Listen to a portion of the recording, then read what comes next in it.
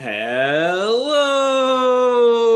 and welcome to the third episode of the weekly recap of Belmont Bunch, the Islanders doing their thing. Tom, how are you? I am tired and unshaven. How are you, James? I'm great. I got a New Jersey repping my boy Nelly. You know, the most underrated, not underrated, the most least talked about best player on the team. So I'll share one story before we get started.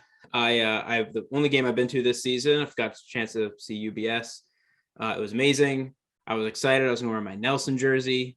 You know, they were wearing the third. I think they were wearing the third jerseys that night, and I grabbed the wrong one out of the closet before I left. Grabbed the blank jersey with no name. I know. So that was very disappointing, but they won. So it was great. All right. That's a rare occurrence. Yeah. Let's roll the intro. All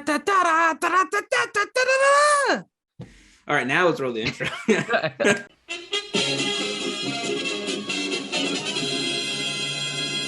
Well, James, thank you for doing that intro. I was on vocal rest, but I'm not anymore. So far this season has been 8 kicks in the face to me. Our first season doing this where the Islanders have not been in playoff contention. How have you felt, James? Ooh, yeah. It felt like that they were just so early in the season. It was just like, man, we got a long road stretch. I think it was like a 14-game road stretch, something like that. 13 games. 13 games, yeah.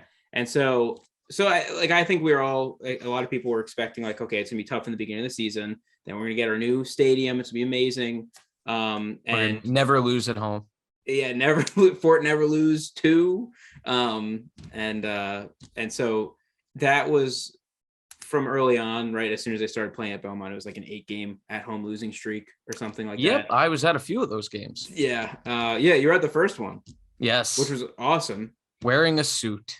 Yes, wearing a suit because you were like, I got to dress up for my Islanders. Yeah, I was on the job. And there's a picture with you and a second picture you took with John Ledecky.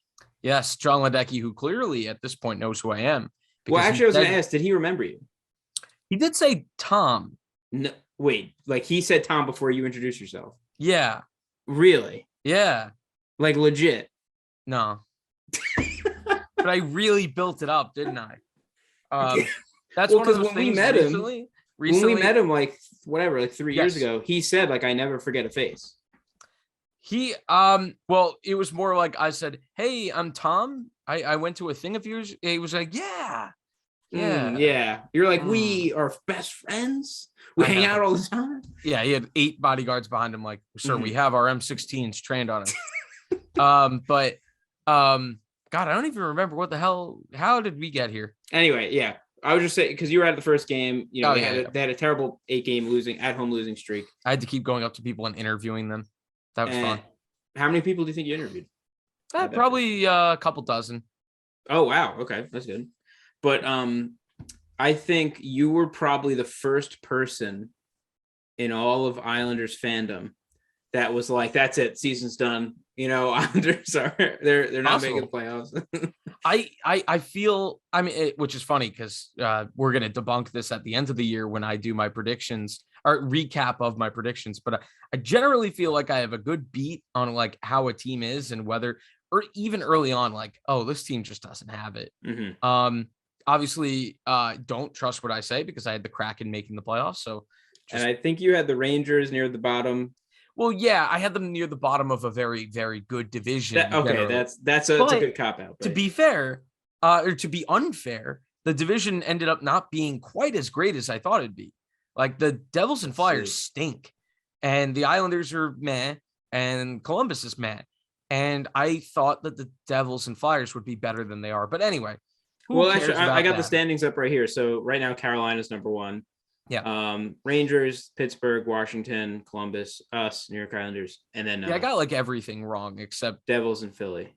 Except that it was just we gotta look back at it. Whatever. Yeah. Anyway, so yeah, I think you were probably among the first people that I knew of that or that I, saw on with other people's opinions online, that that the Islanders are probably not going to make the playoffs. Obviously, they still might. Am I right? And Shut up. Here we are at game 65. We have played 65 games. Yes. Yeah. Okay. Oh yeah, I literally had it right in front of me. With a total of 67 points. So that means that we have less points. You were going to point this out later. I'm stealing your realization. We have less points playing 65 games than we did in all of the 56 game season, which was last season. Yes. Which is, we had 71 points, I think, that season. Yeah, we had 71 last year. Yeah, so that's pretty cool. Pretty sad. Cool Cadillac pretty trivia sad. Question. Sorry, what? No, I said it's pretty sad. Oh yes, pretty cool though. So anyway, so anyway, yeah. So the moral of the story is there's been some fun games this season. Like there's definitely been exciting moments, but it's almost like followed by like, wow, I'm surprised we won, rather than like, yeah, they like, can't man, really string. Like we played really well. Yeah, they're struggling to like string together like a bunch of good games. It's just like, well, we've had a lot of stretches of like win one, lose one. Oh yeah, I feel like that like outside of the beginning of the season, I feel like that's pretty much been it. Yeah, and that's made it, I feel like, almost more frustrating than just losing consistently, because you keep looking for that corner that they're going to turn, and they just never did. Yeah, and it's almost like I don't know if this is a fair thing to say, but I would argue that it seems like as soon as one player starts picking it up and playing better, like another player out of nowhere like starts like getting lazy or playing bad. So and the reason I say that is because and maybe this isn't fair, but like Cizikas lately, who has been like a staple of like tough player, whatever, taking like multiple penalties every game. And he's one of our most important penalty killers. He really can't be doing that. Yeah. And so, like there was I forget when it was, but I know earlier this season, I think Bo was a healthy scratch. Bailey was like doing poorly. And then now he's kind of picking it up. Chara has been an exemplary old player. I want to die. The fact that he finessed the Islanders into helping him get the record for most games played for a defenseman, and all the Islanders had to do was sacrifice their whole season. Great, good trade. Glad that happened. But anyway, are we ready for me to launch? Are we ready for me to launch? Yeah. So I that's my overall thing of the season. It's been still worth watching, and I enjoy watching it, but it does feel like just the magic's gone from the past 3 seasons. So maybe it'll come back. Maybe it just takes to fix that hole in the left side of the defense. Maybe it takes cheating. Maybe it takes steroids. I don't know. But anyway, so what would you say, Tom? I feel like my face says a lot because I look a lot more tired, and I feel like in the recaps I'm really battling to be interested. Although last night was a little bit different because like the video title said, I tried to change my mindset a little bit, and because we really we're just not going to get a great draft pick. We're too good to be in that bottom 5, and we're not good enough to be in it. So I'm kind of just rooting for them because them playing well at least gives me hope that the core could still do something. It might be false hope. I am a little bit doubtful that this could just be turned around without making significant moves. I talked about this the other day with my brother, but currently right now we have, where are we in the league? Thankfully, ESPN does not have the rankings numbered: 32, 31, 30, 29, 28, 27. The Islanders are 24th in goals for per game, 2.72. Continue to be good in goals against. The goaltending, for me, what scares me the most is our biggest strength. And that's not great because I'd like to enjoy our biggest strength. Thank you very much. Our biggest strength is our goaltending by a mile. Our goals against average for our goalies is 269. Our save percentage as a team is first in the league. we're wasting the best goaltending in the league this year. We have a 922 combined save percentage. It is 2 points higher than Calgary, than Carolina, than the Rangers. That is worrisome because to me, what that says is the goaltending is bailing the team out and we still aren't repaying the goalies. A microcosm of that is the shootout this year. We are 1-6 in the shootout. Obviously, it's not the difference between making the playoffs and not. We're way too far out for that to really be a huge difference. But like I said, that's a microcosm. I feel like that's just emblematic of the goaltending is doing its job and the shooters can't do theirs. Offensively, you want to go through some guys. It's been interesting recently. Some guys have had a resurgence, which is nice. It gives me a little bit of hope for next year that, maybe you infuse 1 or 2 more players. Obviously they have to be pretty good players. Like you want a Philip Forsberg, you want a Johnny Gaudreau, you want somebody that can really, really push these guys. Cause, our top point getter has 48 points. There are players that have just entered 90 points on other teams. Yeah. That's a significant, I know that we score as a group, but I'm looking at the group, I'm looking at the reference and I'm not seeing any scoring. and I'm looking at, Brock Nelson's had a really good year. It's surprising this is the first time he's hit 30 goals. That's very he's surprising. Always flirted with it. He's been in the area, but it's really good to see him kind of get to break out. He's already been a good player in a pretty well-known quantity as a really good second line center. So he's doing his job. I guess the only critique I'll have of Barzal is maybe forcing it a little bit too much this year. His first time in the NHL. The first year he missed the playoffs, but that team was more in it. That team was not as good as this team because that first team he was on was an Islander team that was run, go, go, go, score 80 goals a game, give up 90. That was that Islander team. And that Islander team somehow was still in the playoff chase that year. Just so happens this year, the East has had the most dead playoff race of all time. The 8 teams that are in the playoffs have basically been entrenched in those playoff spots for like 2 or 3 months. There has been no playoff chase, and there will be no playoff chase. The Islanders at this point, I guess I'm just rooting for them to be the top team that misses in the East, to pass Columbus, just to give me something to root for, because I don't want to root against them, and I think they're too high, too far ahead of the bad teams anyway. Noah Dobson is 4th on the team in points. That is something to look at in this year and actually be happy about. I know, generally having your defenseman, unless you have like a Makar, Yossi, Fox, your defensemen, you would not think are that high up. With the Islanders, it's just they got to get it, whatever offense they can get from wherever. I think I'm actually on record saying last season, because that's when they were playing Dobson, kind of like how they're Wallstrom now. It's like he wasn't in every game. And, it's just, I guess that's just the Barry and Lou way. And I'm pretty sure I was talking about Dobson, is that he's, he has that offensive mindset. And, it's just like that doesn't jive with the very defensive mindset, of Lou and Barry. So it's interesting. I don't know. Like, my guess is that it's just a factor that he's been playing and he has that offensive mindset, that he's been getting the points and goals and whatnot. Or I don't know how much it is. I am curious if it's a change of mindset of Lou and Barry. Well, I do think that Barry has let Noah Dobson, and part of it's been injuries and just not having as good a defense as last year. I guess one of the things you could take out of this year is we really got to see Noah Dobson get a little bit better defensively.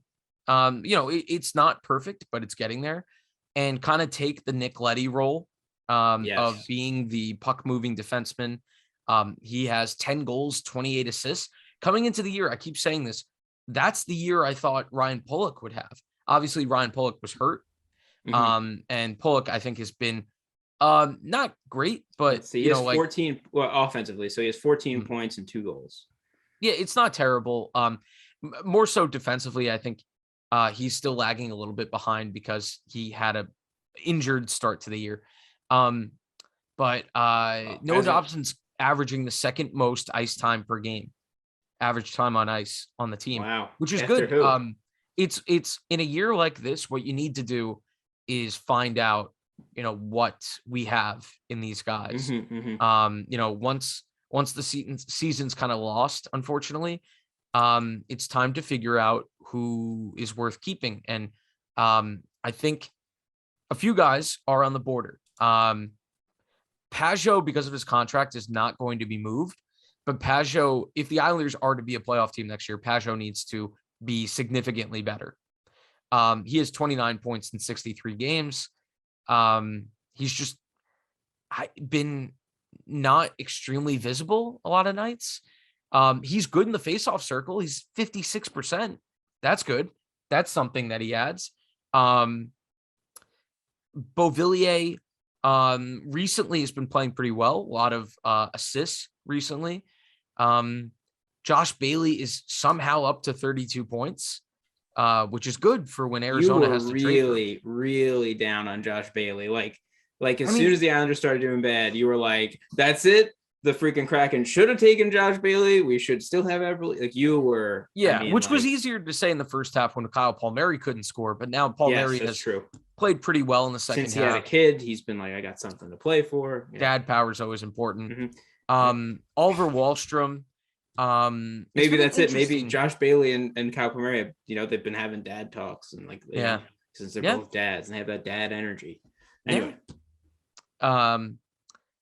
Oliver Wahlstrom has 22 points. He's got 12 goals. I really like that Barry's been playing him with Barzal.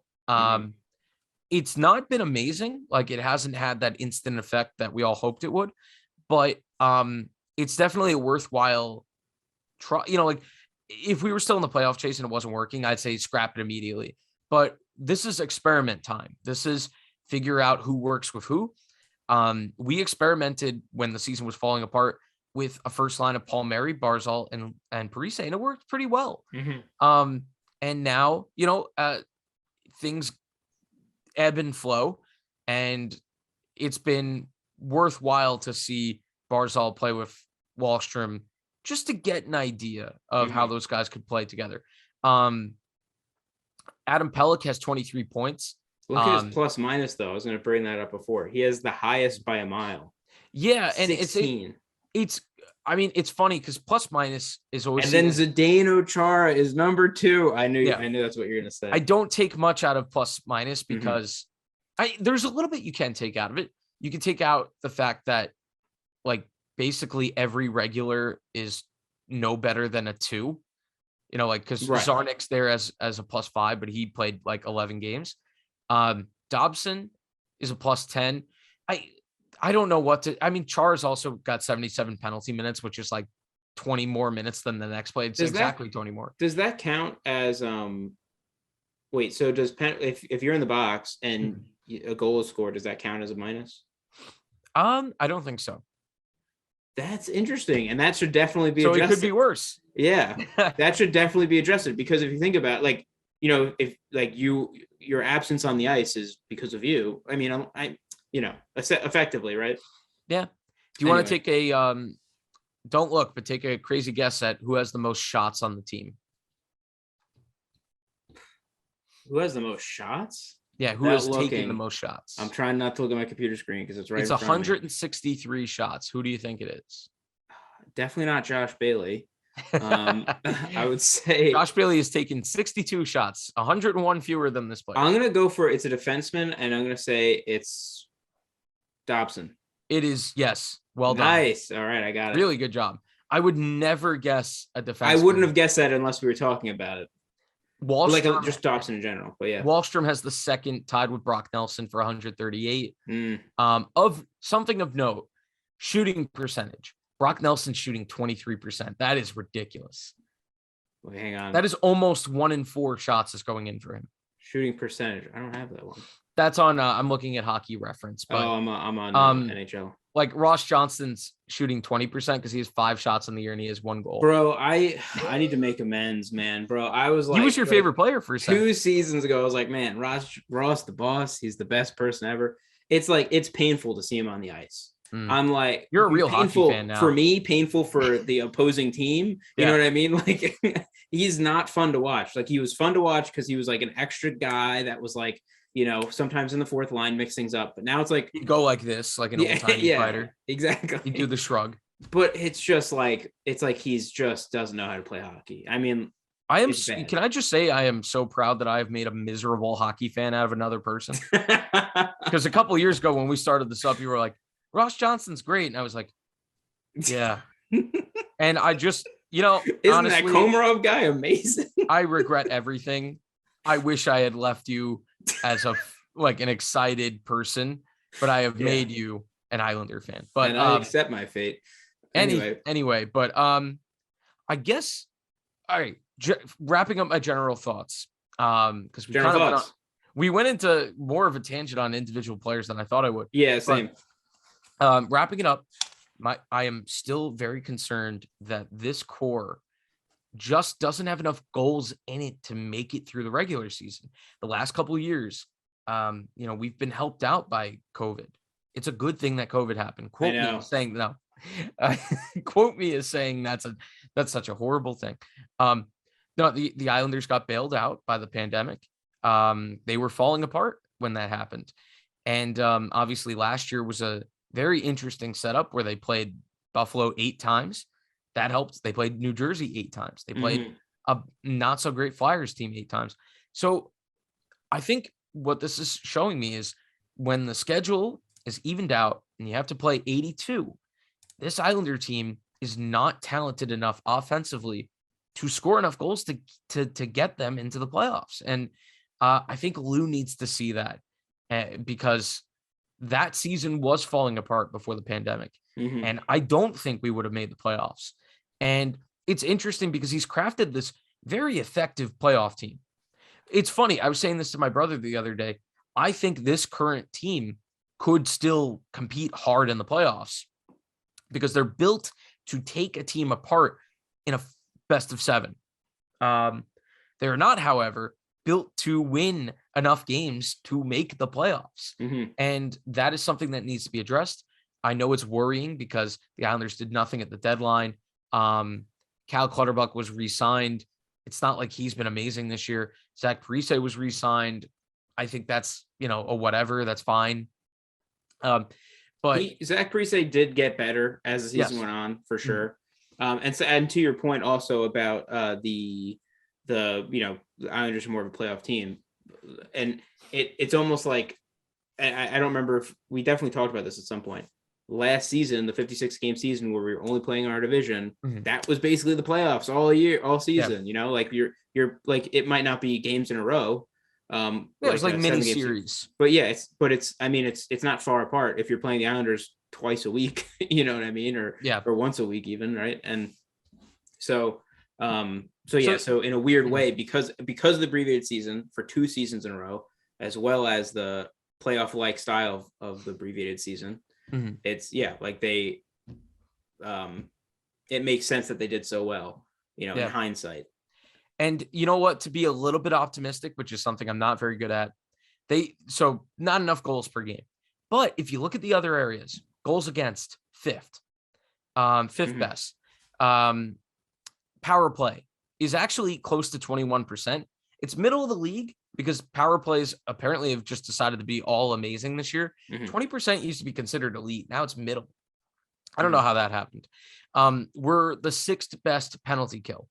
So if you look at that stuff, what percentage is the penalty kill? 83.2. Okay, great. Wow, yeah. If you look at this kind of stuff, I think it tells you that I'm wrong to give up on this core. But it definitely, there's one area to address, and it's scoring. And I do think team defense could be better. Obviously, they basically played with a hole in the left side of the defense the whole year. And a scary thing is thinking about how much worse would this team be if the goaltending wasn't the best in the league. This team would be really bad. So I think people have identified this. Islander fans have been watching it the whole year. It's been easy to identify a scoring winger and probably a top 4 left-handed defenseman. I talked about a few weeks ago, Hampus Lindholm. he is now a Boston Bruin for the next 8 years. Bro, we keep on losing these good players to there's not a lot to pick from come off season. So like in free agency is not super vibrant this year. That could be the Islanders should try to improve via the trade if they can. I know it was brought up on Twitter today by Phil's Thax, who I interact with on Twitter a lot, that the Minnesota Wild are going to be in a cap crunch because they bought out Zach Parise's contract, because they bought out Ryan Suter's contract. The Islanders have to, at this point, they don't have a lot of assets for trades. That worries me a little bit, but they have to get aggressive in the trade market if they're not going to be able to just win players over with money, because they're paying their bottom six a little bit too much. Then they're going to have to take advantage of teams that are cap strapped. Like Minnesota is going to be cap strapped. Can you get Kevin Fiala? Can you get a winger from that team? You have to look at teams that are going to be, that might need to trade a decent player. Vegas right now is over the cap because they couldn't figure out how to do what the Lightning did last year, where they finagled it a little bit, in a way that people saw with the playoff. Yeah. But it is interesting because you have to give your tip your cap to the Lightning at least for doing it right, because Vegas screwed it up, and now one of their players isn't going to be able to come back because they don't have the cap space. That's an awful position to be in. So for the Islanders, scoring winger, top four defenseman on the left side, and then they should be back in the discussion for the playoffs next year if they can do that. That's a big if, though. Yeah, well, so this is something I think about a lot is when we talked to James Duffy on the podcast, 5 years ago or whatever that was. He said, are we opening this window of opportunity? We can only open it so wide before we're hanging out the window so far, you know, and then it all comes crashing down because everybody's aging. And so it's last season, I thought that was the epitome of it. You know what I mean? We made the best stretch we have, since the previous season. And it it was close, and now it's we're already talking about next season and keeping the same core and all that stuff. And so it's you can only do that for so long before literally, everybody's just too old. And then, definitely the window could close. And this is probably the most important offseason the Islanders have had in a very long time, because to keep, the momentum that you had going, new arena, obviously previous to that, you turned the franchise around. You started making the playoffs, going deep into the playoffs. You got a new arena. So you're attached to Long Island now. You don't have to worry about relocation. Now you come to this juncture where Lou has to not be loyal, and that's not easy for him. He has to be more cutthroat with his decisions. He has to find a way to, even though Josh Bailey's played a lot better, I'll give him the credit. Josh Bailey has been, I thought at the beginning of the year, he looked scared. I think he looks a lot better out there, but to enable yourself to make those bigger moves, it's very possible you have to dump him to Arizona, someone with cap space, because you have to create enough cap space for you to take a real run at some big players. Johnny Gaudreau is in the midst of a 90-point season. He's going to make a lot of money. And if you want him playing with Matt Barzal, and I desperately do, Johnny Gaudreau has 30 goals and 60 assists this year. No Islander has 60 points. He has 60 assists. The top Islander point getter is 48. Johnny Gaudreau has 30 goals. Johnny Gaudreau, we get it. You like him. Yes. I think that one's a pipe dream because after, I think he might have been on the outs with Calgary, and now Calgary is the second best team in the West and has a legitimate shot at making a run. So I think you are looking at Philip Forsberg as the option right now, who is a great second option. But again, the Islanders have been unfortunate in the free agent sweepstakes the last few years. They almost got Panarin, and they just missed out. They almost got Taylor Hall. Well, maybe. you know. Yeah. And like from a parent, I don't know if it was both of them, but apparently I know with Panarin we offered him more money. And he wanted, but was that true also with Hall? I honestly don't recall. Yeah. But I remember we played the Bruins like right after they acquired Hall. Yeah. You know, and like, so whatever. But no hard feelings or whatever. Yeah. Okay, so we got to talk about two more things. I don't want, unless there's anything else you want to discuss before that. No. You wanted to do, oh God, the US just gave up a second goal. If they lose, all right, hold on. So obviously the US is trying to qualify for the World Cup tonight. They can lose. There are still 30 minutes left. The US has to just avoid losing by 6 and they go to the World Cup. So they can lose by 5 and still go to the World Cup. Yes. Okay. They're currently down 2-0 in Costa Rica. Crazy things have happened. I am going to be on suicide watch if they blow this. All right. So, all right. So now we gave away to everybody when we're recording this. The magic's gone, just like the others. So, hot and not of the players. Okay. We kind of already talked about it, but let's go through the roster. Let's go like pull up the roster. We'll do it by, how should we do it? How should we organize the players? Should we do points? I guess we can just, here's an idea. If you wanted to go through the roster, like I was just going to name a player. Let's just go through it fast. Okay. I will give them like an A through F grade. All right. Okay. So how do you want to organize it? I just have it organized by points. Okay, so I can just say the player and then my grade. Yeah. I'll have it on your grade too. So, okay, go for it. All right. Ready? All right. So in points order, Brock Nelson. What's your grade? Oh, I'm going?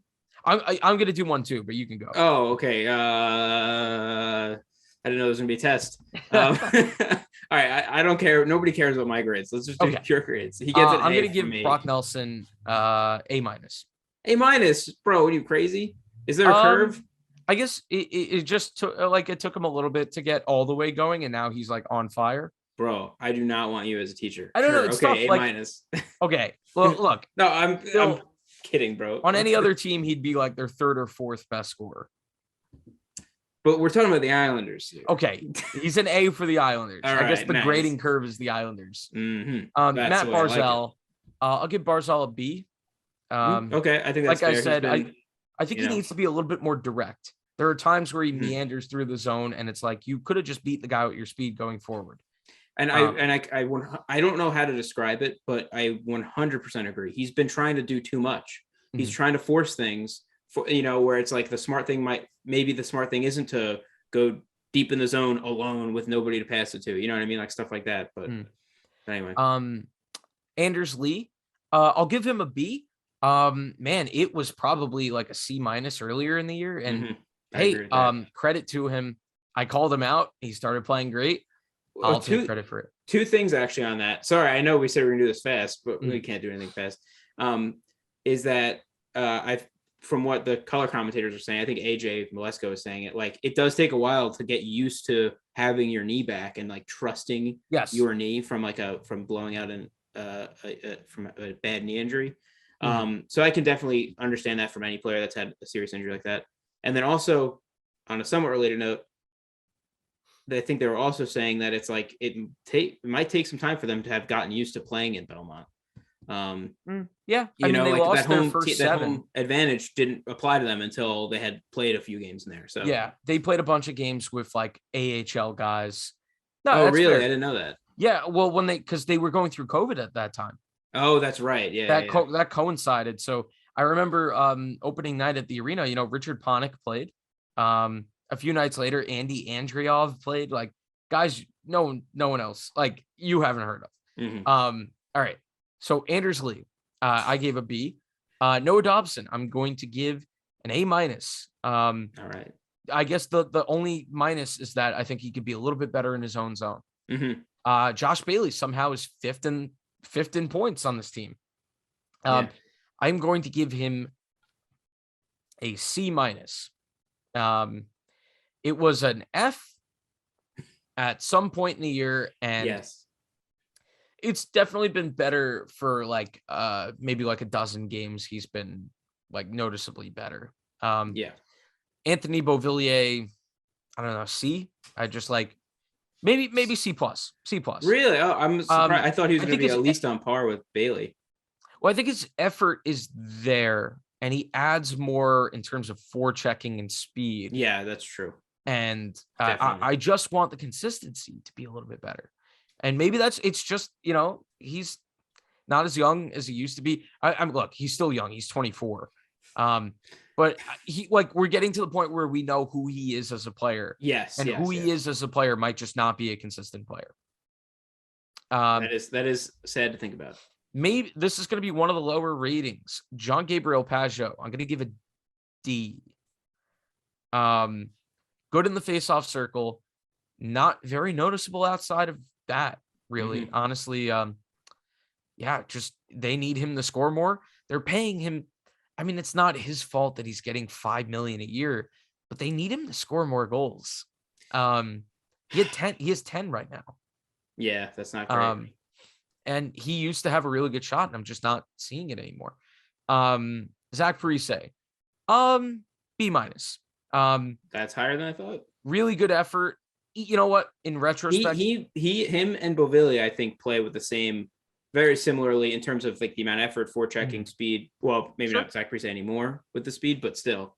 Yeah, no, I can agree with that. I would say that they're similar in that they're both kind of like pests. They're in the best way possible. Like Parise is always working hard. You really appreciate. I think the fans really appreciate that Zach Parise is clearly always working his ass off. Mm-hmm. And he now has 27 points, and it's really that's not a lot of points, you would think, but for a guy that they signed, to be a third liner that ended up having to play first line minutes, he eventually started to get going. Kyle Palmieri, I feel like it's only fair to give him like the same exact grade. So what did I give Parise? A C+? Parise, you gave a B-. All right, I'll give Palmieri the same. Palmieri, we already kind of talked about it. Second half, he's gotten going. His shooting percentage is only 9%. So if that regresses positively a little bit more the rest of the way and next year, he should be back to like close to a 20 goal scorer, which is something they could use. Yeah, it'd be amazing. Adam Pelech, let's give it an A. I think offensively, I've seen more from him than usual. I think he's got a career high in assists. He's got 23 points. He's a shutdown defenseman, and I feel like he's gotten more dynamic as a skater. I mean, I couldn't agree more. The fact that he's out shooting out everything in Pollock is bizarre. But Pollock missed a lot of time. That's true. I forgot. I keep on forgetting that. But I mean, like he hasn't sacrificed anything defensively. Like he's still just as good defensively. So Oliver Wahlstrom, A+. I give, just to clarify, Pelech, it's an A+. Okay. Very good. Oliver Wahlstrom, I don't know. I feel like a C is exactly right. Like maybe a little bit higher. Maybe a little bit higher because he is only 21, and for a 21-year-old to, he's closing in on 15 goals. If he finishes the year with 15 as a 21-year-old, I think we just keep being patient with him. He needs to get out of the penalty box a little bit. He has 45 penalty minutes this year. So yeah, just he needs to work on his skating a little bit. We know his shot is lethal. But I am encouraged that he is getting there because I tend to forget that he's only 21 and I need to be a little bit more patient with him. Scott Mayfield, a B. Honestly, which is saying a lot. I should bump it up to a B+. He had to play a lot of minutes when Pollock was out. I think he did pretty well with that. He has 18 points. I feel like he's done a good, kind of like Adam Pelech. They've both done a good job of like getting pucks to the net this year. Pelech has 78 shots. Mayfield has 80. Maybe more next year, but they're both shooting exactly 3.8%, which is funny. So they've just been very similar in the offensive department. But yeah, B+ for added time on ice this year. Cal Clutterbuck, C. He's been fine. He's added a little bit more of a scoring touch than I expected him to. I guess he's got 15 points. He used to be a little bit more lethal as a goal scorer, but he's getting older. He's 34 years old. Like It's a Wow. good thing we Wow. didn't re-sign him. He's ancient. No, I'm kidding. Ryan Pullock, almost don't want to give him a grade because you know what? He's played 40 games. That's half a season. Give him a C as well. I think it's taken a little bit, kind of like you said with Anders Lee's injury, it's taken a little bit for Pullock. He's clearly. What was his injury again? I can't. It wasn't his knee. Also, it was lower body, I think. Oh, they didn't, because there's a picture of him in a scooter. Yeah, with his leg up. But what? I said that was cute. Oh, yes. Okay. So I'm going to be real hard on the fourth line, and Casey Cizikas is next. Casey Cizikas gets a D. A D? Yeah. D plus. D plus. This has been kind of a controversial opinion, I guess. There are a lot of people that are like, well, yeah, he's not going to score 20 goals again. And that's obviously true. He's got 8. It took him a while to get it. Kind of like feels like every Islander spent the first half of the year not being able to score and now is scoring. Cizikas, though, stop taking penalties. 40 penalty minutes. He keeps hurting his team with these bad penalties. I mean, there was a game, I forget who they were playing, but like a week ago, whatever, he got like 3 or 4 penalties in a game. Yeah. That's and it ridiculous. hasn't slowed down. It hasn't really slowed down. It's basically been every game he's been in the box. So for me, this one is more the eye test and me really feeling like he hasn't been that spark on the fourth line that he usually is. I don't think he's been as good a penalty killer, as good a forward checker, mostly on the penalty kill. And I just haven't seen him get. I know he's got some wheels, so I haven't seen him use them as much this year. So he's 30. He still has some time. It's not the end of the world. I think he could have a bounce back. And I think I'm being a little hard on him because I think of him as the best fourth line center in hockey, and he didn't live up to that this year. Kiefer Bellows, C minus. Again, that I would say Casey Cizikas has been better than Kiefer Bellows. It's a different standard for each player, kind of. So I'm kind of like Barry in that I'm unfair to certain people. But I'm the opposite. I'm harder on the vets. I mean, it makes sense because it's like, they should be more consistent, or you should, you have an idea of what you should be able to expect from them. No, you're right. I should be the coach. You're right. Kiefer Bellows has 13 points in 34 games and is starting to just look like a career fourth liner to me. He's a big guy. He doesn't skate great. Why don't you go hit some guys and occasionally score? He might just end up being Cal Clutterbuck on the left side. I mean, is that so bad? I mean, it is when you spent a first round pick on him. And he probably won't. I'm starting to think that he's going to just get traded somewhere. But hypothetically, if they find a way to get rid of Matt Martin and his not so great contract, maybe Kiefer could just play fourth line. I don't know. We'll see. I'm just spitballing. Zdeno Chara, F minus. I've been waiting the whole year for an F plus. He has no goals, 10 assists. Somehow is the second best plus minus on the team. He is atrocious. He has the intangibles, bro. We've been over this. Yes, he's been coaching up Dobson. Last night he put his arm around Noah Dobson and said, "Yes, I'm going to kill you." Yes. No, but he had his positioning is a thing, and he puts his stick between the puck to break up passes sometimes. He cannot move for the life of him. Every time I see him get into a race for the puck where he has a 50-foot head start, he loses it. He can't. He gets spun around in his own zone all the time. He takes way too many penalties. He's been awful. I will be fair in one area. He should not be playing this many minutes, and that is a joint failure. It's a failure by Lou for not providing an alternative, and it's a failure of Barry for not recognizing that this guy sucks. There was a point in the beginning of the season where you were like, I don't know if Barry's playing Chara so much to show to Lou that he needs another defenseman, or you were like. I was Alex Jonesing it. Excuse me. I was Alex Jonesing and it was conspiracy theory. Yeah. He's just trying to prove it to Lou. Actually, side tangent related to that. I think this year has humbled Lou and Barry a little bit. Really? The last couple of years, or I hope it has. The last couple of years, they have been getting by on very little talent, but sticking very strictly to the system, the Barry system. And I think they got a little bit carried away with how little talent they could put on a roster and still make the playoffs with. And that case in point, let's play Zdeno Chara for 56 games this year. Absolutely fucking not. No. I'm sorry, but no. Andy Green, fine. Andy Green, I think, has been better than Zdeno Chara, and that shows you how useless the plus minus stat is, because his is minus 12 and Chara's is plus 11. It's useless. So whatever. I hope it's humbled them a little bit, and I hope that it shows Lou that they have to make some alterations to his formula.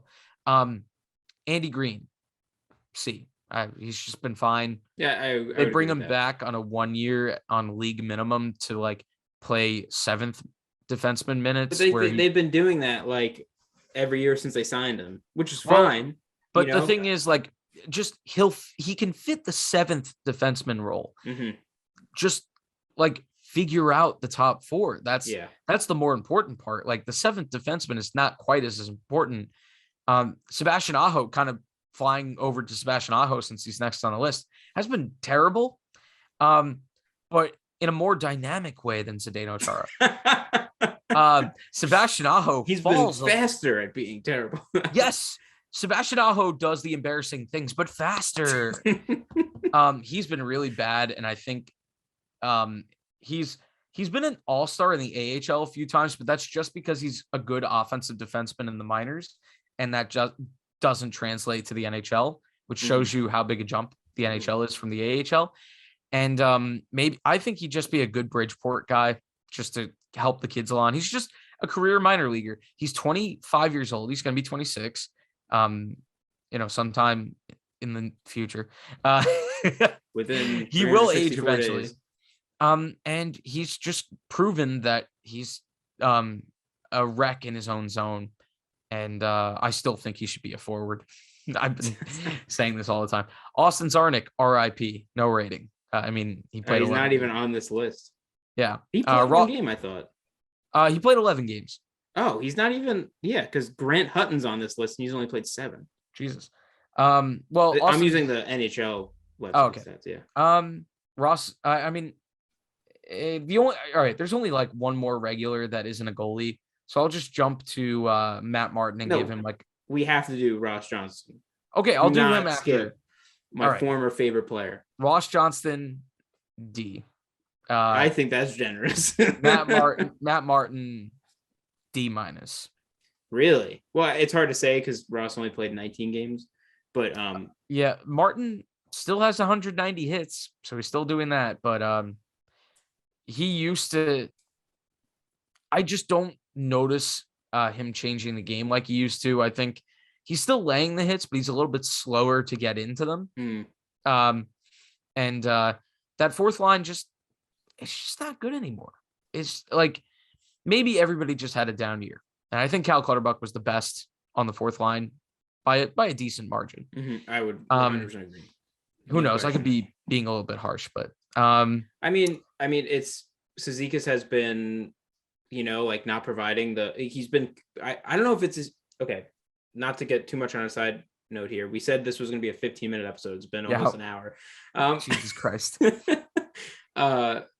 Cizikas has obviously, been taking a lot of penalties, more careless. It seems like he's more careless. I don't know though, if that's because what we talked about this again more recently, because we actually have seen each other in person, contrary to what this would have you believe, is that if the refs are calling a lot of soft penalties, like across the league, penalties are up.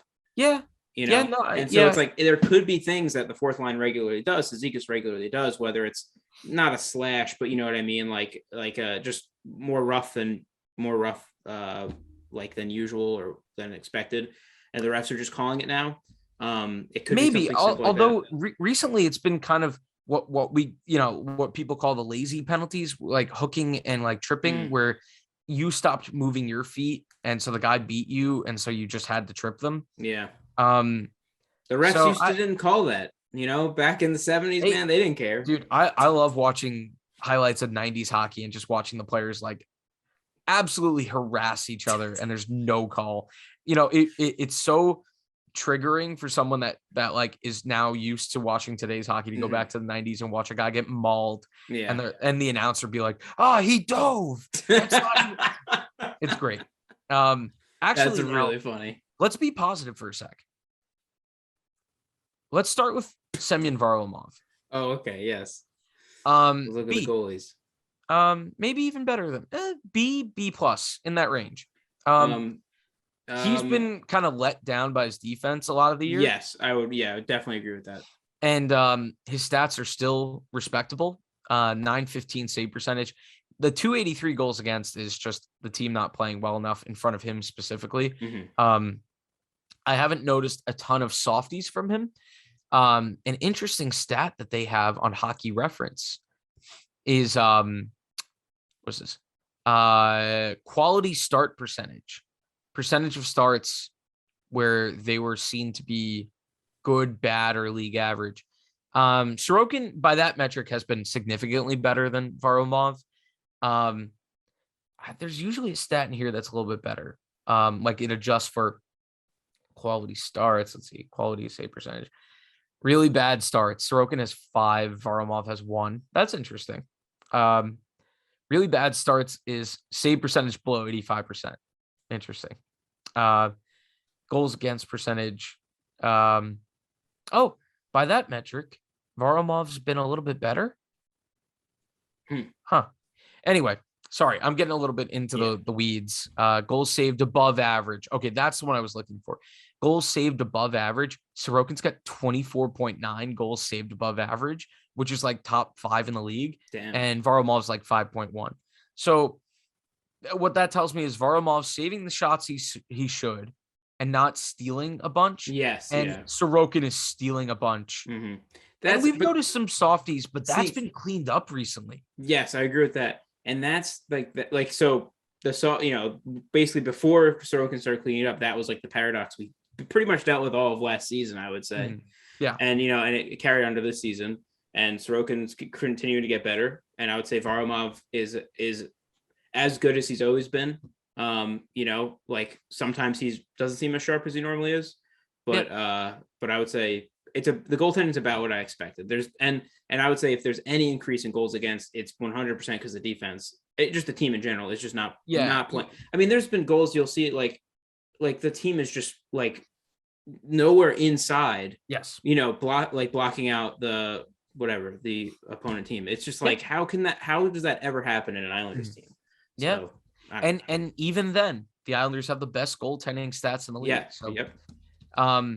And you're right. That's so sad. I can't believe you just made me think of that though. Like they're literally wasting it.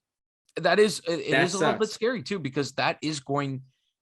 I mean, I believe in Sorokin. Sorokin has proved to me this year he's ready to be. I will vote for Sorokin. Yeah, Sorokin's proved to me this year he's capable of being the 1A. Whereas 100%. Last year it's flipped from last year, and now Varlamov is the capable backup who can start, whereas it was the other way around. Where last year I feel like Varlamov was the steady one that you knew could be a little bit more dependable, and this year I think Sorokin has been just so good that it's like made the soft one. And I think he rebounds from the soft ones, even within the games that he gives them up. I feel like, he'll play a game where he gives up 1 goal and it was really soft, but he made 38 saves. Right. Yeah, exactly. And so and 2 of those saves were complete steals. Yeah. Yeah. He's had a lot of absolute steals this year. He's got a 927 save percentage. Yeah. Second best in the league. I actually see, save percentage. Yeah. 927. Yeah. I was looking at goals against, which is he's got 6 shutouts. That's crazy to me. That it's like, I even remember when the Islanders were playing, touch and go in the beginning of the season. Mm-hmm. It's just like he racked up like, I don't even know, like most of his shutouts in the beginning of the season. Yeah. And then I have him in fantasy. It's been great. What? I have him in fantasy, Sorokin. It's Yes. been a fun time. Yes. Last thing, tiny little thing, on the Islanders is, do you want to guess how many shootout goals they have this year? I know we only have one shootout win. Yes. So we probably have like 3 shootout goals. We have exactly 3. I'm trying to count up. Give me 1 sec. I'm trying to count up how many attempts we have because they don't. Oh, dude, there's been I probably only actually seen 2 of the shootouts, and both of them went to like 8 rounds. 17. So it's like we've been getting chances. 30 attempts, 3 goals. That's so fucking sad. Pathetic. That is sad. And okay, so last thing I'm going to say before, because I think we have to wrap it up. I know we said we were going to go kind of talk about other divisions of the league, but other divisions. We'll do that next week when we do this again. Yeah. We'll do it next week in 3 months. We've been in a coma. Yeah, guys. But this is the Islanders have only played like 12 games. Come on, calm down. Actually, I have an idea. What? I think we can very quickly, if I literally just say the name of the team and you don't let me say anything more, I think I can currently pick my NHL first round playoff. Okay, let me just say this one thing. Okay. Which is last couple seasons we've been good at overtime and shootouts, bad at power plays. Yep. Completely flipped. I don't know if that's because of coaching changes, style changes, players. I have no idea. All the above, none of the above. I'm sure plenty of people pointed that out, but it's frustrating because it's almost like from season to season, you're like, oh man, like players are the same, coaching's the same. Like, our overtime, whatever strategy has been good. And who knows, maybe a lot of other stuff happens. There's a lot of moving parts, but yeah. Anyway. All right. Well, the United States soccer team is 5 minutes away from qualifying. They would have to give up 4 goals in the last 5 minutes. So I think we're set there. The only ouchie is that Mexico finishes ahead of us now, but it literally doesn't matter because the top 3 teams qualify and Canada, Mexico, and the US are going. So everybody, the richest countries in the region all got there. It's an underdog story. Anyway. All right. Here we go. We're a soccer podcast now. Yes. Here we go. I'm going to go through the playoff matchups for the first round only and say who I think is going to win right now. Go for it. We will do an eventual bracket when the time comes, but for now, here are my impressions. As of right now, Carolina would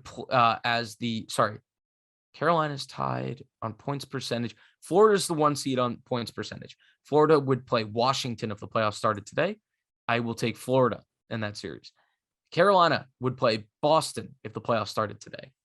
That is a really difficult one. I'm going to, for now, say, I'm going to say Carolina. I don't want to get hurt by Carolina again, though, but I'll stick with them for every year, man. Rangers, Pittsburgh. I have flipped on this. I will take the Rangers. I will take their goaltending in a playoff series, at least in the first round.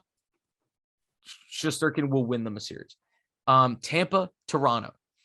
Tampa's just, they could win the cup again. Let's go to the West. Colorado is the 1 seed. They would play Dallas. Yeah, Dallas if the playoffs started today. Give me Colorado. Dallas is good enough to put a fright in them, though. So that's interesting. Minnesota, Nashville as the 2-3 in the Central. Give me Minnesota. Marc-Andre Fleury could do it. Calgary is the 2nd seed overall in the West. They would play St. Louis right now. That is a series I will be watching every minute of. And I'm going to take Calgary. And LA versus Edmonton. Probably going to be the least exciting series of the first round. Just because they're fine, both of these teams, but they're going nowhere. Like past the first round. And I guess I'll just take the upside in Connor McDavid and take Edmonton, even though their goaltending is terrible. All right. That's kind of where I see it right now. That will rejuvenate me a little bit. Those videos will be fun to do because I love doing my predictions. The end of the year, it's going to be really fun when I go over my predictions coming into this year and see how bad they were. Yeah. Yeah, those are bad.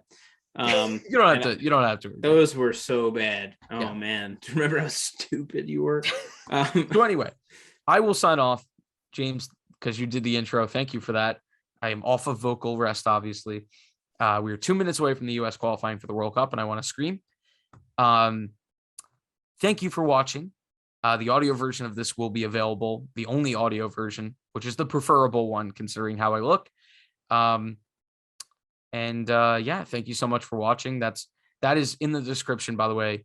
It's on all of the, Apple, Spotify. I know this is a long one, James. Stop laughing. Yeah. So just watch that or listen to it. I mean, it's better than watching. After you watch this, listen to that one. Yes. What's the harm? Just make sure you really got it. In fact, listen to that and imagine us as hotter people. Actually, listen to it and try and line it up with the video, and then let us know what happens. In fact, skip to the end. Skip to this part. If you made it to this part, just rewind, skip to the end. You're done. Yeah. All right. All right. Bye. Bye. We did it.